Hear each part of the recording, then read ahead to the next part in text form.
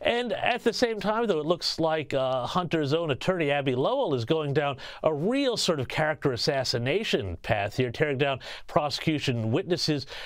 There was an amazing exchange where he was trying to stitch up a gun salesman, the guy who sold him the gun, trying to make him seem like some very dodgy character. And yet it came out, apparently, that this guy had about the highest character you could ever imagine. Tell us about this. Is this just all backfiring on Team Hunter?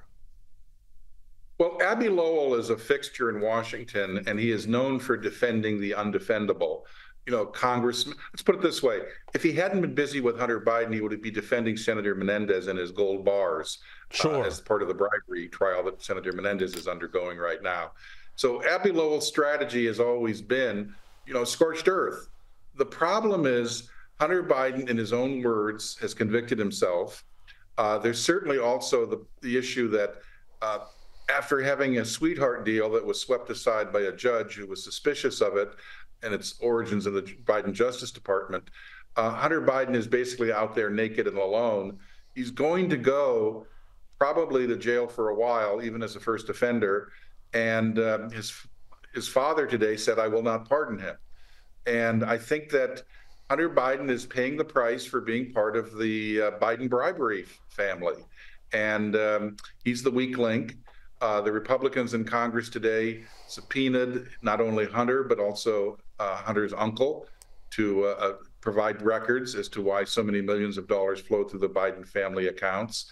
The problem, of course, politically, for those who want to use this in November, is almost all of this will probably finally come out next year after the election. I mean, this is just extraordinary here, John. We have the situation in American politics where both sides seem to be jailing each other and members of each other's family and aides and advisors. We saw Steve Bannon today ordered to report to jail on the Trump side. It seems, it seems like medieval Florence, but there's not just that. Of course, there's also the other thing I wanted to ask you about. This extraordinary report in the Wall Street Journal, which talked to more than 45 people about Joe Biden's cognitive decline. Now, it seems like this piece has really sharpened the debate around Joe Biden's mental state.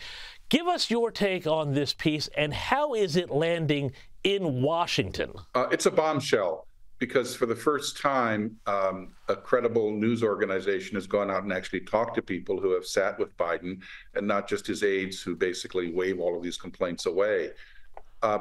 Joe Biden has never taken a cognitive test as a president. When he had his last physical in February, there was no cognitive test. The doctor issued a one-page physical summary and refused to answer any questions. Well, that's not good enough anymore. The reports of Biden's weakness accelerated today with his performance at the D-Day ceremony, where he seemed confused and had to be led around by not only his wife, but French President Macron. Something is going on here. I think the American people, and this puts aside partisanship, deserve better. They deserve more information than what this White House cover-up is revealing. And what they need is a cognitive test of President Biden, monitored by independent medical researchers, and they need those results. Unfortunately, we're not going to get that.